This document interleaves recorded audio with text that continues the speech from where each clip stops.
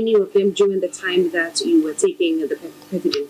Regrettably, yes. You did? Yes. So health-wise, with you carrying the pregnancy and all of that, it didn't give you any health complications?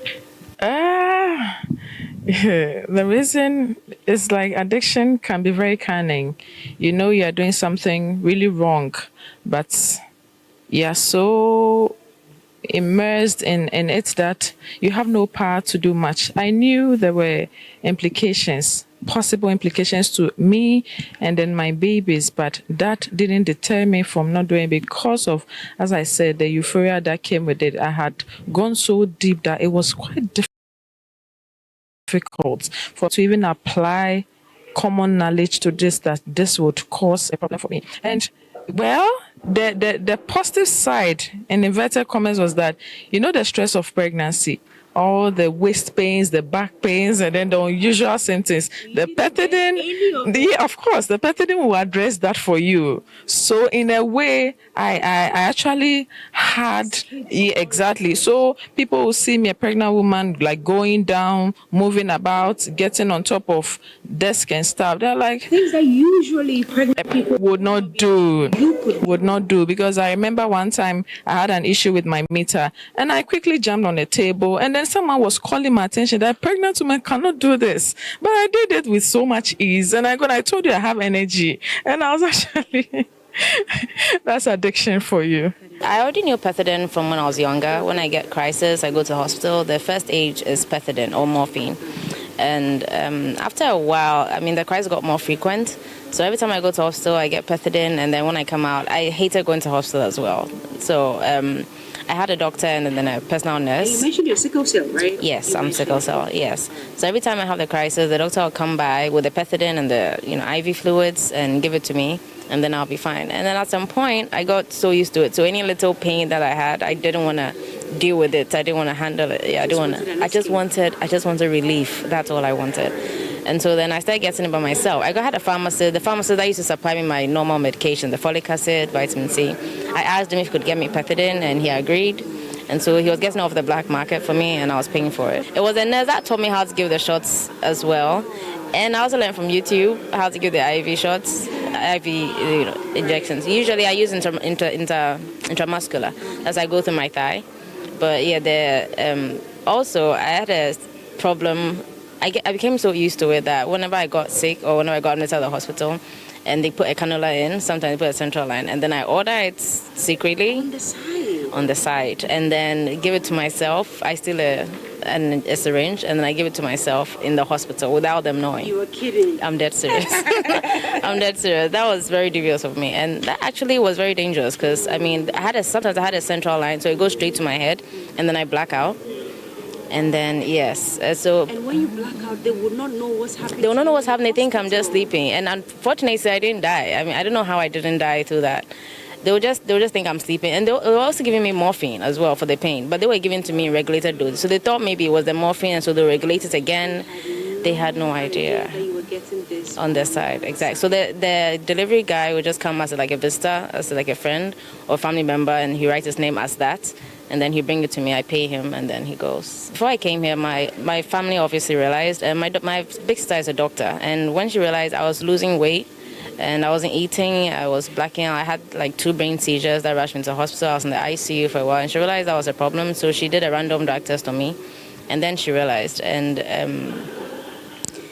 so they took my phone away from me, and they took my computer away from me, so I couldn't obviously contact him, and the guy anymore, yes. And I was in detox for like about 2 weeks at UGMC before I got here. So, and as soon as I got out of UGMC, they brought me straight here. They didn't even take me home because they knew I could be a bit manipulative. I lost a lot of relationships. I broke a lot of relationships. I broke the trust of my family. My dad especially, we were really close, and we used to do everything together.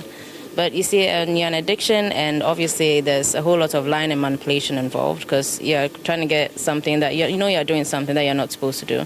And you're trying to get a drug, so you lie a lot. I lied a lot about monies that I needed, that I really didn't need, that I used for whenever I ran out of money, that I used for the pethidine. And when they see the blood stains, like she said, there are a lot of blood. That's what shows the blood stains and the behavior. when they see the blood stains, I give some excuse, or then I fake, being sick, or when I'm sick and then it's like I'm not getting better, and then I give an excuse, and then so a whole lot of that, a whole lot of lies and manipulation was involved. So in the end, the committee didn't trust me. Right now, I'm trying to rebuild the relationship here. Here we have therapy sessions with the family that helps you rebuild that relationship.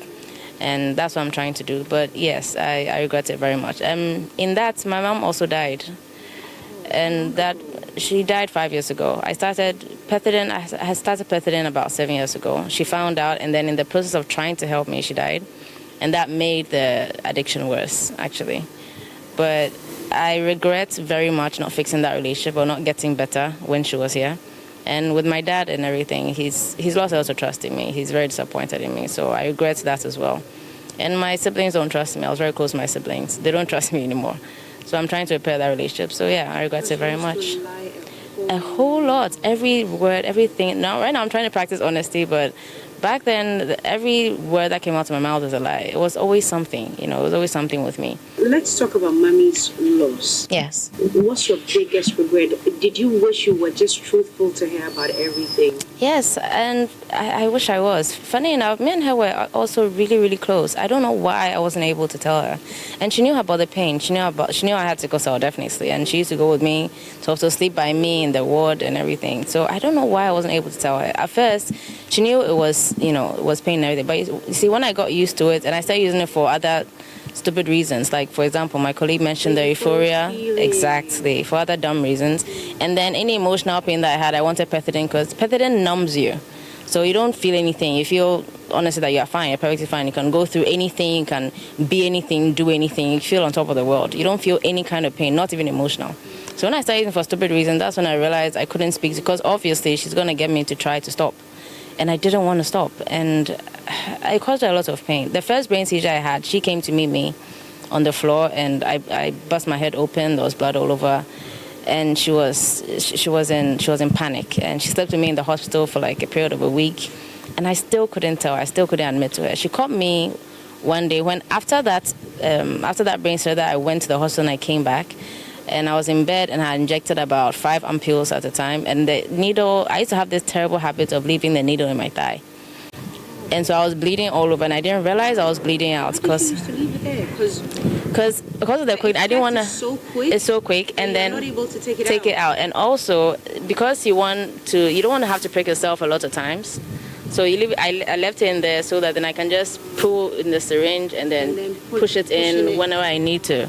And yes, that was very stupid. And so she came to meet me in bed. I had blacked out, and there was blood all over my bed. And and that's how she found out that I was seriously abusing pethidine. And I very much regret that. The look on her face alone will harm me for the rest of my life. The only thing I can do to make amends is to actually get clean and get back and fix the damage that I've caused to my family and friends. I lost a lot of friends, but my best friend still remained. And I even lost a good relationship due to addiction. I couldn't let him wait, and it looks like I wasn't willing to stop, so I let him go. Yes, but I'm hoping to use this time and everything to change the behaviors that I got from addiction, the lying, manipulation, become a more honest, productive person, and then get back and fix the relationships I had and be more productive. So these are the stories of my friends and family at a point where you found us laughing and all of that, but these stories are not funny at all. But sometimes when you revisit these memories and you think about what it is that you have done, it can make you laugh sometimes. But the bold story, however, this morning is we're here. They are receiving treatment.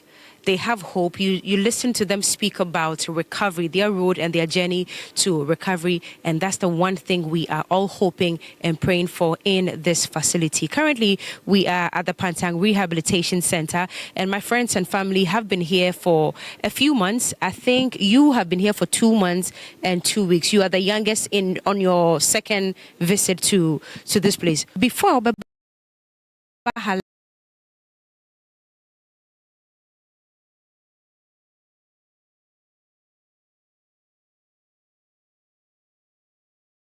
last year, no. Now your Casa Rehab Center. Na wadwen ye o say e hot sen. Na your rehab center. Na me dey madwen yam so.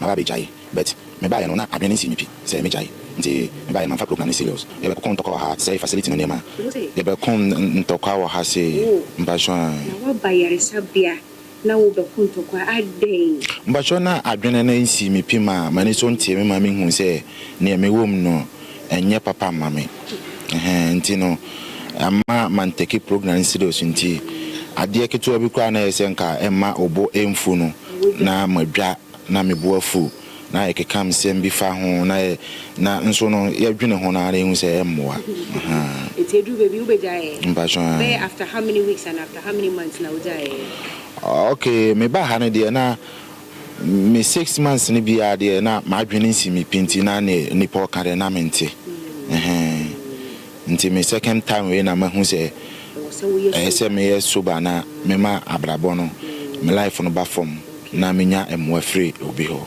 o me ankasa metimi ade adanse se sese no me a metimi hu because neema bi happen a metenase din na masua me mistake afri ho na ma hwe se me nkosa ade ne ho biem ba first ne de a oka ba ko na maka me nsa oka me nsa na maka de ho na mpanyfo na counselors na ayo ha no tam so class se me ko na omosi o de 1 week aka me ho me dwasa na me hu ne menye nanso no na omope yidi na ede ama me nti ama me kasa saa na omoye ma adwen omoye adwen se omobe ma me akọ ena omoma me ko nti me ko na me ko wura fort nim no ena me tena se hu se me hu yanka when free hand nanso aka chi awi and he said wasan ya baby o me one kasa in 2 months 2 weeks you one kasa for the was that you say improvement be mu from adwene no in your own words no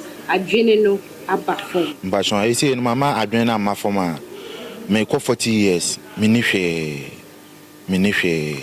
nti mama adwene na ma form a me nya hwe emfa nja me mana mawu eba ne sa so a ebe me ya because Bible say wo abofra na wanhwe ne kula na nka wanwo no kula ma wi ase a nkeye nti say no me de ma adwen beto form na ma pem wa free ankora ho se na me so me pia bonten menya adwuma ye na me de ahwe me mba no na me so magye o mo bibi pa what shock me kakra because any so share no na me nimpo se wa wo ma he na wo ba show me wo ma me no ba kon wo 14 years na ba kon wo 7 years wo nom cocaine ne sa ne ma na o mfon mo ho se o mo ye nipa kra because obi mo eska kra se fama o mo a actually no de animtie be giska so de komo o mo bet wo kona na wafa kona na wo geto na wakosumuku because when you cocaine bi anoma so you came here how many months ago 2.5 months ago. Had you experienced any type of rehab in your life before? Not at all. You had never considered? No. So when was it your big sister who noticed that it was your auntie? You mentioned my auntie. So it was your auntie who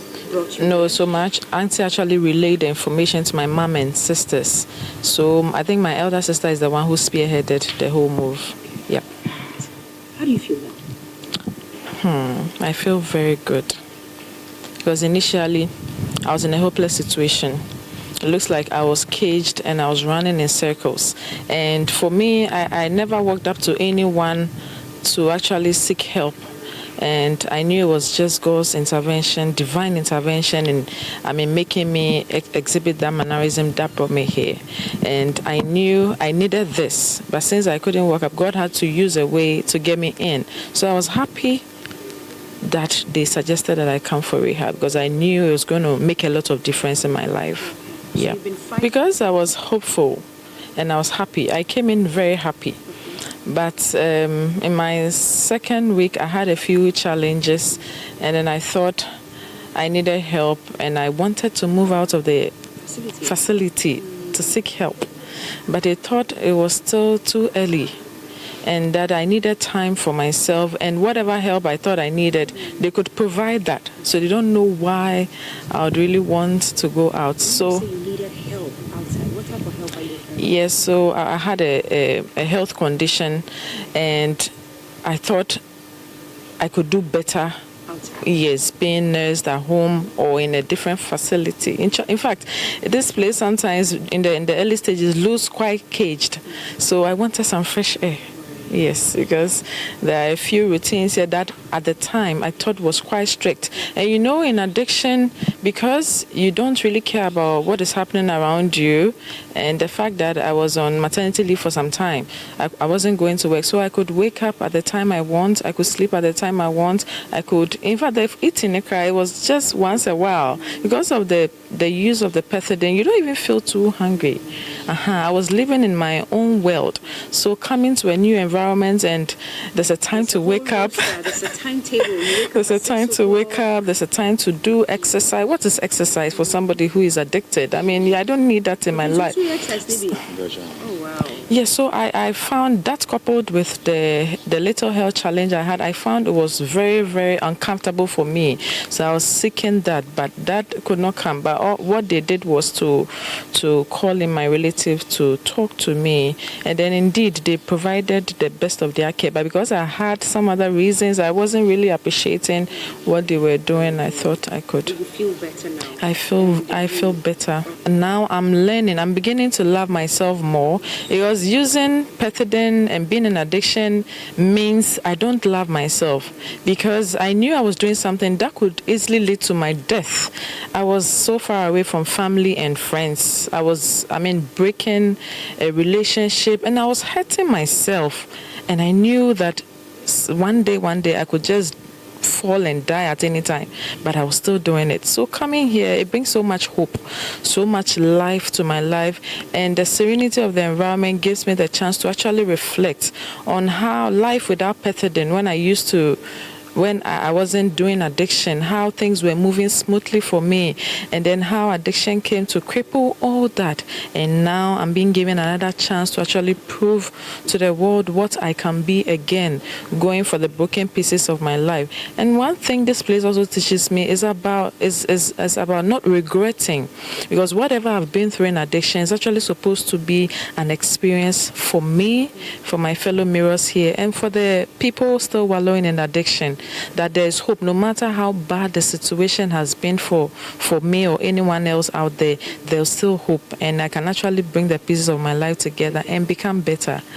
When I was coming, I thought it's a place that they're just coming to be giving you medicine, and so that you stop the drinking. But I've seen it the other way around.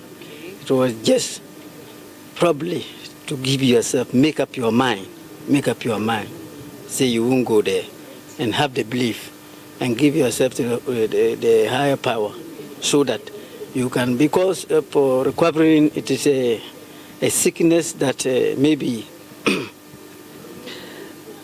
they are saying that addiction is something that you cannot be cured. You can only be managed. Before I came here, when they told me I was coming to Pantai, I thought I was going to be here with a room full of mad people, honestly. And it was one of my biggest fears, to be locked, yes. But the structure is actually really good, and the discipline, the strictness of it. Because, in addiction and everything, you become sort of lazy, and you become complacent to, health-wise and relationships with other people. And here, it forces you to open up, and we call each other our mirrors, meaning that we reflect our experiences, reflect our stories.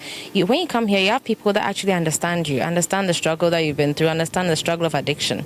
Yeah, you don't feel so alone, you don't feel isolated. It forces you to share and be open, and learn from others and their experiences, and then also teach others, and via your experiences. And it helps with your confidence boosting as well. There are lots of programs that we have here that we all do it ourselves. The church service, the morning meetings, we do a lot of things together. And each and every one of us is forced to, not forced, but compelled to participate. So it also boosts your confidence and everything. When you're in addiction, you become, like I said, you become complacent. Even your hygiene is not taken care of well. You don't bath, you don't look good, you don't do anything, because you're not doing it for the world. And so when you come here, we all, from Mondays to Thursdays, we all dress in official wear, to present yourself to the world. Yes. I wanted you guys to verify for me, because when we came here, we spoke to one of the matrons. So Yes. you do your cleaning yourself? Yes. And We do I all. went around the bedrooms. Everyone's bed is laid Exactly. properly. We have inspections every single morning to make sure that your beds are laid properly. Everywhere is neat and clean. Everywhere is tidy. We do our washrooms ourselves. We do clean the bathrooms ourselves. We clean the compound ourselves. Sweetheart, what would be your advice to people out there? I know there are many people out there, especially health workers, who are hooked onto pethidine. I'll start with you. What would you tell them? Yeah, so my message to everyone in addiction is that rehabilitation is never cheap, because we are paying a lot to get our lives back. And you can't do this on your own at home. You really need the experts. You really need a place where you can actually be yourself, build yourself up again. Because most of the time, addiction takes you to the lowest. And you need to come back high and be productive, as my sister said. So it is not cheap. So I would encourage everyone, if you find yourself in a situation where you are abusing, or if you even take your first drug of choice, whatever it is that you're about to abuse, think about the dangers first to your body, and then the implications of your addiction, the financial resources that would go into getting you back. You don't want to start, because today we even had a session on that. If some of us had known where addiction would have taken us, just maybe, because how let's say growing up and then someone says to you end up in Pantan one day, how would you feel? You summon the person at the highest place just to be penalized for saying, because you would think that is a curse on you. But here I find myself because of an action I took. It is not easy to come here. And for that matter, they have to be very careful. They have to do away with alcohol, because alcohol is something that is easy to get it. It's easy to get it everywhere, just in your houses, they're selling it. So the only thing you can do, but when you get it, it is very hard for you to stop. So, and it is very costly for you to be here. Never catch it, Menampo any or more no bonim sisi and say, a foot in such a nipa, as is and so here. By Abia, and so here in Babano, Ibiana edu coom, and so here in Babana, Ibiana edu koje. So when we ban Abiana a doko, baby, I am found call. By me, and so when by any permanent so me. Nti me catch it and coda or more bar, a more monum tramador, a more monum coquet, a more monum and son, more monum George say, drugs and yet, until me and train home free home. Now, you wish from for and see where be back. Now, Which baby? So we always baby. I decided I made a better amount for an name say. Majuma yim nti adwuma nka manage ho pa security job nti adwumayefo ne amanfo ane companies ya omo ho omo nti mi sumfre na mi free ha ya obi emo ame na minya security job. TV gets results. Free TV3. Nyamia dom ye reach very high. We get results into me. Sure say adofo share or more interest share. Into by the time I may sure say message we ever call out on ye benya mo bia ye bit media bo na wo so free ha what menya ejume bia. I want to thank all of you for sitting and sharing your beautiful stories of recovery with me. I don't think you would want to revisit even a year from now. You don't want to go back into that life. I see him nodding in the affirmative. He says, no, I'm never going back again. So I'm wishing you all the very best. And in a few months when I come here, hopefully you would have fully recovered. You would have gone out there to pick yourselves up and to continue the beautiful lives that you have. Thank you very much for having us this morning. We wish you all the very best. It's still TV3 New Day. I am Cookie, and we are coming to you, or we came to you live this morning from the Pantan Rehabilitation Center.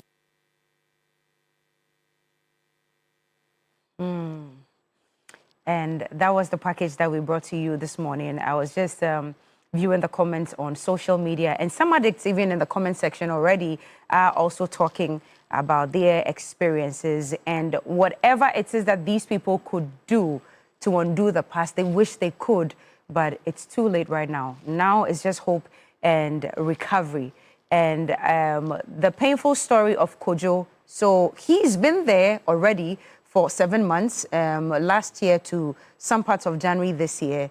He went home thinking that he was fine and everything. He relapsed and he's back there again.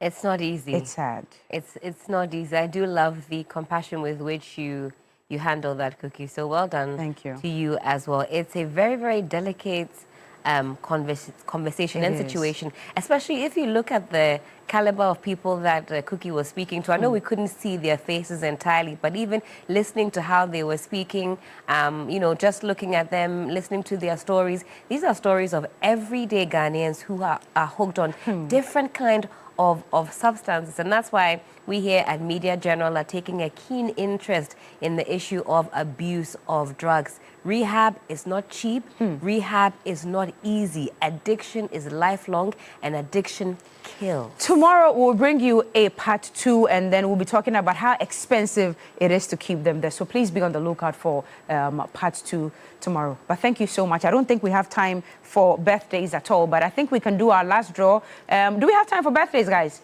Okay, so we'll just do a few of the birthdays. So our third winner for the morning, 1,000 Ghana cedis, is going to this very number. All right, post on the dashboard. Okay, MTN number 02459233 numbers come after that. Congratulations to you. You've just received 1,000 Ghana cedis. And Helen, you want to take the birthdays for us? Absolutely. If it's your birthday today, a very happy birthday going out to you, to Christian Yali. Christian, happy birthday! Happy birthday! And we admire your excellent reportage from the New Day team and the entire Media General family. Cheers to more wins. Christian, have a wonderful, wonderful, wonderful day. Also to Noah. This one is special. Please, this one is the love of my life. So please do this one nicely for me. This is the love of your life. Yes, that's my brother. Okay. Yes. When you Brother Noah, it's your birthday today. You are the most amazing gentleman. Enjoy a blissful year. I love your picture. Yeah, very nice picture. All right, to Apostle Samuel Opoku Amponsa, it's coming from Sarah. Happy birthday to you. To Mrs. Alija, Age with Grace. It's your birthday today. To Elka, Nana, Ofori, Mommy and Daddy, they love you so much. Also to Avidan, Selom, Adade, happy birthday going out to you. To Mrs. Ruth Wampong Nyam, may the Lord richly bless you. Francis Abaya, tanker driver, happy birthday going out to you. Ohima Ajwa Echa Inshira Mensa, powerful name right there. Happy birthday. Also going out to Peggy Yusuf, happy birthday to you. To Wendy Ahinkra, may God bless you today. Also Jeff Billy, it's your day today. To Mrs. Amina Bukari, may Allah continue to bless you. To Braylon, did I get that right? Miss Braylon, it's your day today. Happy birthday. Also to Private Olivia Kwashi of Michelle Camp, it's your day today. Reverend Father Emmanuel Obed Kwao, also Honorable Dr. Andy Okra, happy birthday. Going out to Nana Yao Osei Dakwa, happy birthday to you. To Mrs. Erica Ajiman, it's your day today. Rebecca Ashley of EcoBank, have a fantastic day. Pancake DJ. Wow. All pancake DJ for you Pancake. today. Harriet Teresa Hughes, a.k.a. Ekuya Gaga. This must be related to Mr. Hughes. I think that's Mr. Hughes' sister. And she looks like a biter. Yeah. Like she could be biting. Money, happy money. birthday!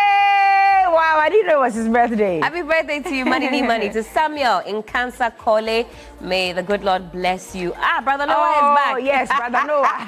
Emmanuel O'Day, a.k.a. Aroma. Aroma is your birthday. The guy name's here. Samuel Osei AJ of Access Bank, it's your day. Happy birthday. Also going to Nana Ajiman Bewa.